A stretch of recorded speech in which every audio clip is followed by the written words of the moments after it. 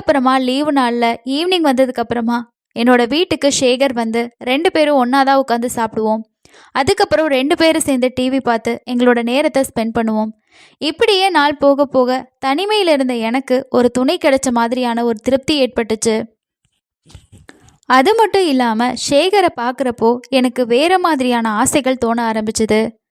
இந்த மாதிரி ஒரு இளமையான அழகான பையனோட ஒரு உறவில் இருந்தால் என்ன அப்படிங்கிற மாதிரியான எண்ணம் எனக்குள்ளே தோன்ற ஆரம்பிச்சிச்சு. ஏன்னா நான் ரெகுலராக என்னோடய ஃபோனில் நிறைய வீடியோஸை நான் பார்ப்பேன்.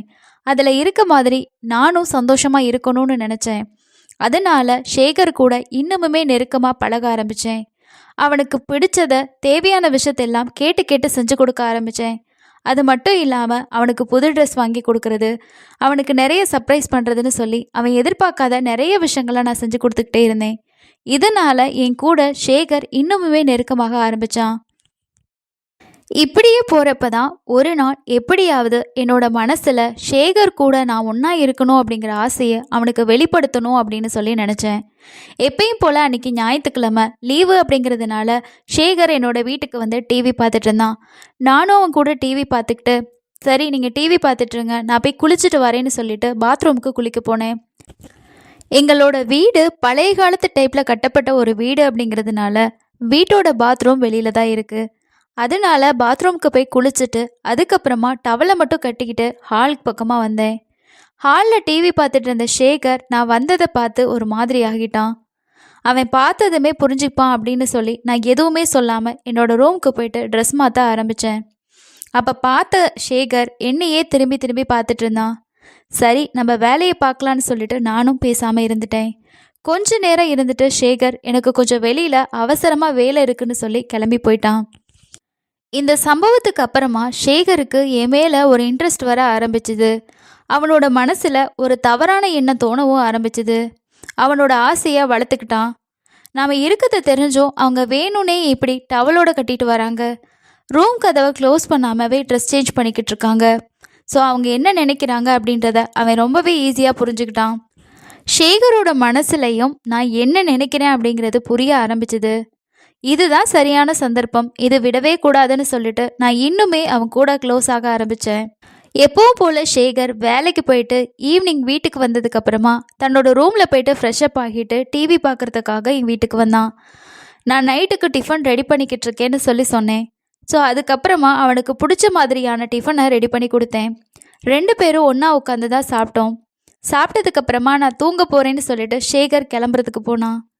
அப்போ தான் நான் சொன்னேன், எவ்வளோ நாள் தான் நான் தனியாக இந்த வீட்டிலையே இருக்கிறது, நீயும் என் கூடையே இரேன், 2 பேரும் பேசிக்கிட்டு இருக்கலாம் அப்படின்னு சொன்னேன். நான் சொன்னது எதுக்காகன்னு சொல்லி சீக்கிரமாகவே சேகருக்கு புரிஞ்சிருச்சு. அதுக்கப்புறமா ரொம்ப நேரமாக 2 பேரும் டிவி பார்க்க ஆரம்பித்தோம்.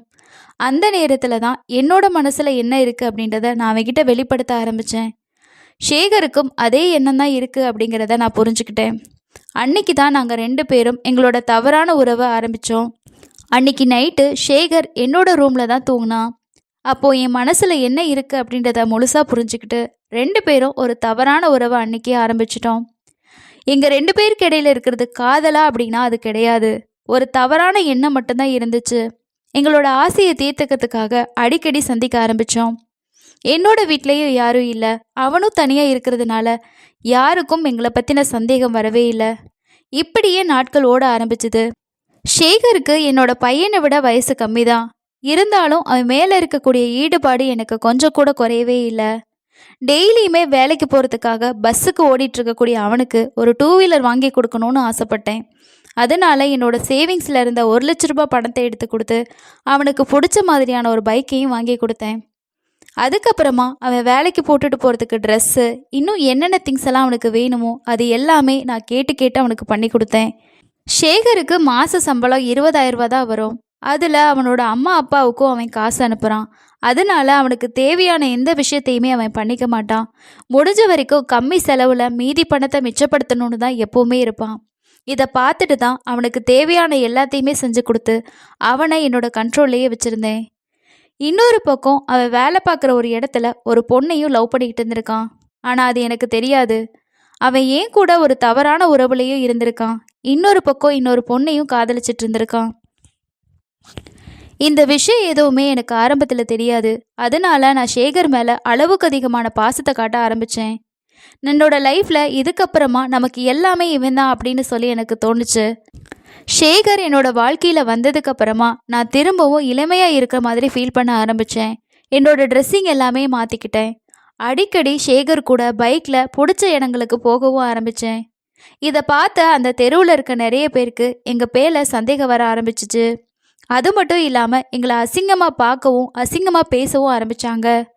சின்ன பையனோட எப்படி ஊர் சுற்றுறா பாரு, இந்த வயசில் இவளுக்கு தேவையா, பசங்களை கல்யாணம் பண்ணி கொடுத்து பேர பிள்ளைகளை எடுத்துட்டா, கிழவிக்கு வந்த வாழ்க்கையை பாருன்னு சொல்லி என்னென்னவோ சொன்னாங்க. ஆனால் நான் எதையுமே காதில் வாங்கிக்கல. இதுக்கப்புறமா எங்களோட தெருவில் தான் என்னோட பையனோட ஃப்ரெண்ட் ஒருத்தனும் இருக்கான். அவன் என்னோட பையனுக்கு கால் பண்ணி, உங்கள் அம்மா உன் வீட்டில் ஒரு 20 வயசு பையனை வாடகைக்கு வச்சுருக்காங்க, அந்த பையனோட தான் வெளியில் ஊர் சுற்றிக்கிட்டு இருக்காங்க, நிறைய விஷயத்த உங்கள் அம்மா அந்த பையனுக்கு வாங்கி கொடுத்து 2 பேருமே ரொம்ப நெருங்கி பழகிட்டு இருக்காங்க, அவங்க பேசி பழகிறத பார்த்தா ரொம்பவே தப்பாக இருக்குது, அதுவும் இல்லாமல் இந்த ஏரியாவில் இருக்க எல்லாருமே ரொம்பவே அசிங்கமாக பேசுகிறாங்க, வாசு நீ தான் இதெல்லாத்தையும் பார்த்துக்கணும், வந்து உன்னோட அம்மாவை உன்னோடையே கூட்டிகிட்டு போயிரு அப்படின்னு சொல்லியிருக்கான். இதை எல்லாத்தையுமே கேட்ட என்னோட பையன் என்கிட்ட எதுவுமே கேட்காம நேராக சென்னையிலேருந்து கிளம்பி என்னோட வீட்டுக்கு வந்திருக்கான். என்னோட பையன் வர்றது தெரியாமல் எப்பவும் போல் நானும் சேகரும் ஒன்றா உட்காந்து பேசி சிரித்து டிவி பார்த்துட்டு இருந்தோம். இதை பார்த்ததுமே வாசு ஆடி போயிட்டான்.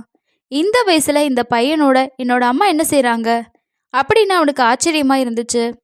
அந்த இடத்துல என்னோட பையனை நான் கொஞ்சம் கூட எதிர்பார்க்கவே இல்லை. எனக்குமே அதிர்ச்சியாக தான் இருந்துச்சு. அதுக்கப்புறமா சேகர்கிட்ட நான் எங்கள் அம்மாவோட கொஞ்சம் பேசணும், நீங்கள் உங்கள் வீட்டுக்கு போகிறீங்களா அப்படின்னு சொன்னான். உடனே சேகர் எதுவுமே சொல்லாமல் அங்கேருந்து கிளம்பி போயிட்டான். அவன் போனதுக்கப்புறமா என்னோட பையன் என்கிட்ட பேச ஆரம்பித்தான். என்னம்மா நீ பண்ணிகிட்ருக்க இந்த வீட்டில், இந்த ஏரியாவில் இருக்க எல்லாருமே உன்னை தப்பாக பேசுகிறாங்க, எனக்கு ஃபோன் பண்ணி கூட சொல்கிறாங்க, இனிமேலேயும் நீங்கள் வீட்டில் இருக்க வேணாம், இந்த வீட்டையும் நம்ம வாடகைக்கு விட்டுடலாம், வா உடனே என்னோட கிளம்பி வா அப்படின்னு சொல்லி கூப்பிட்டான். எனக்கு சேகரை விட்டு போகிறதுக்கு மனசில்ல. இத்தனை நாள் நான் தனியாக இருந்தப்போ உங்கள் கூட வந்து இருக்கேன்னு சொன்னேன், யாராவது என்னை கூட்டிகிட்டு போனீங்களா?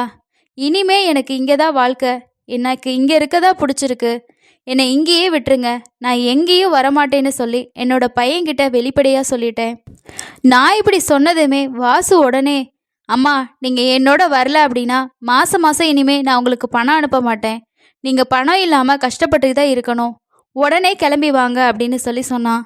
எனக்கு பணம்லாம் ஒரு பெரிய விஷயமே இல்லை, நான் இங்கே தான் இருப்பேன், என்னால் வர முடியாது அப்படின்னு சொல்லி என்னோட முடிவை நான் உறுதியாக சொல்லிட்டேன். வாசு எவ்வளவோ சொல்லியும் நான் கேட்கவே இல்லை. அதனால அவன் வீட்டிலேருந்து கோவமாக கிளம்பி போயிட்டான். அதுக்கப்புறமா என்னோட பொண்ணுக்கிட்ட கால் பண்ணி, நீ அம்மாவை உன்னோட கூப்பிட்டு கொண்டு போய் வச்சுக்கோ, அம்மாவோட நடவடிக்கை எதுவுமே சரியில்லை, எல்லாருமே கேவலமாக பேசிக்கிட்டு இருக்காங்க, நான் எவ்வளவோ கூப்பிட்டு பார்த்துட்டேன், அம்மா வர்ற மாதிரி இல்லை, உன் கூடையாவது கொஞ்ச நாள் கூட்டிகிட்டு போய் வச்சுறேன் அப்படின்னு சொல்லியிருக்கான். என்னோட பொண்ணும் எனக்கு கால் பண்ணி, அம்மா நீ கிளம்பி என்னோட வீட்டுக்கு வாமா, இங்கே எனக்கு உதவியாக இருக்க ஆள் இல்லைன்னு சொல்லி கேட்டா. உங்களுக்கு இப்போ தான் நான் இருக்கிறது தெரியுதா? இவ்வளோ நாள் நான் ஒருத்தி தனியாக இருந்தது யாருக்கும் தெரியல, நான் எங்கேயும் வரமாட்டேன், இங்கே தான் இருப்பேன்னு சொல்லிட்டு நான் என்னோட வீட்டிலையே இருக்க ஆரம்பித்தேன். என்ன தான் என்னோட பையனும் பொண்ணும் என்னை வந்து கூப்பிட்டுருந்தாலுமே எனக்கு சேகரோடு இருக்கிறது தான் பிடிச்சிருந்தது. அதனால நான் அவங்க கூட பேசுகிறதையே நிறுத்திட்டேன். இதுக்கப்புறமா எனக்கு உடம்புல சில மாற்றங்கள் வர ஆரம்பிச்சுது. என்னவா இருக்கும்னு சொல்லிட்டு டாக்டர்கிட்ட போய் செக் பண்ணுறப்ப தான் நான் கன்சீவாக இருக்கேன்ற விஷயம் எனக்கே தெரிஞ்சுது. என்னம்மா நீங்கள் 50 வயசில் கன்சீவாக இருக்கீங்கன்னு டாக்டரே அதிர்ச்சியாக பார்த்தாங்க.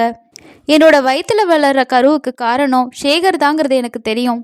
இனிமேலையும் நம்ம சேகரை விடக்கூடாது, அவனை கல்யாணம் பண்ணிக்கிட்டு வாழணும்னு சொல்லி நான் சேகர்கிட்ட உன்னை கல்யாணம் பண்ணிக்க ஆசைப்பட்றேன், நீயும் என்னை கல்யாணம் பண்ணிக்க அப்படின்னு சொல்லி கேட்டேன். இதை கேட்டதுமே சேகர் ஆடி போயிட்டான். தன்னோட ஆசையை தீர்த்துக்கிறதுக்காகவும் பணத்துக்காக மட்டும்தான் அவன் என்னை பயன்படுத்திக்கிட்டு இருக்கான். இப்போது என்னை கல்யாணம் பண்ணிக்கோ அப்படின்னு சொன்னதுமே என்ன பண்ணுறது அப்படின்னு தெரியாமல், உன்னை கல்யாணம் பண்ணிக்க முடியாது, என்னோட வயசு 20 தான் ஆகுது, உன்னை கல்யாணம் பண்ணிக்கிட்டா என்னோட வாழ்க்கையே நாசமாயிரும்னு சொன்னான். சேகர் சொன்னதை கேட்டு எனக்குமே ரொம்ப அதிர்ச்சியாக இருந்துச்சு. என் கூட பழகும்போது, என் கூட ஒன்றா இருக்கும்போது உன்னோட வயசு உனக்கு ஞாபகத்துக்கு வரலையா? இப்போ என்னை கல்யாணம் பண்ணிக்கோன்னு சொல்லும்போது உனக்கு என்ன கஷ்டமாக இருக்கா? அதெல்லாம் முடியாது, நீ என்னை கல்யாணம் பண்ணிக்க தான் வேணும், கல்யாணத்துக்கான ஏற்பாடெல்லாம் நானே பண்ணுறேன்னு சொல்லி எல்லா விஷயத்தையுமே பண்ண ஆரம்பித்தேன். அப்போ தான் கல்யாணத்துக்கு முதல் நாள் நைட்டு அவங்க அம்மா அப்பாவை பார்த்துட்டு வரேன்னு சொல்லி கிளம்பி போன சேகர் வீட்டுக்கு வரவே இல்லை. நானும் சேகரோட நம்பருக்கு நிறைய டைம் கால் பண்ணி பார்த்தேன். ஃபோன் போகவே இல்லை. சுவிட்ச் ஆஃப் பண்ணிவிட்டு எங்கே போனா அப்படின்னே தெரியல. ட்ரை பண்ணி பார்த்துட்டு நானுமே சோர்வடைஞ்சிட்டேன். இதுக்கப்புறமாவும் இவனை சும்மாவே விடக்கூடாது. நம்மக்கிட்ட இருக்க காசு எல்லாத்தையுமே பிடுங்கிட்டு இன்னைக்கு வயிற்றுல ஒரு புள்ளையையும் கொடுத்துட்டு இந்த வயசில் என்னை தனியாக விட்டுட்டு போயிட்டானே அப்படின்னு சொல்லிட்டு கடைசியாக நான் போலீஸ் ஸ்டேஷனுக்கு போயிட்டு என்னோட ஃபோனில் இருந்து சில ஃபோட்டோஸையும் வீடியோஸையும் போலீஸ்கிட்ட காட்டி, சேகர் அப்படிங்கிற 20 வயசு பையன் என்னோட வீட்டில் தங்கியிருந்தான்.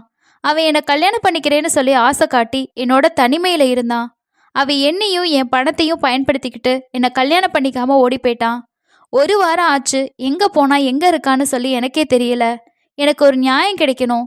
சேகரை நான்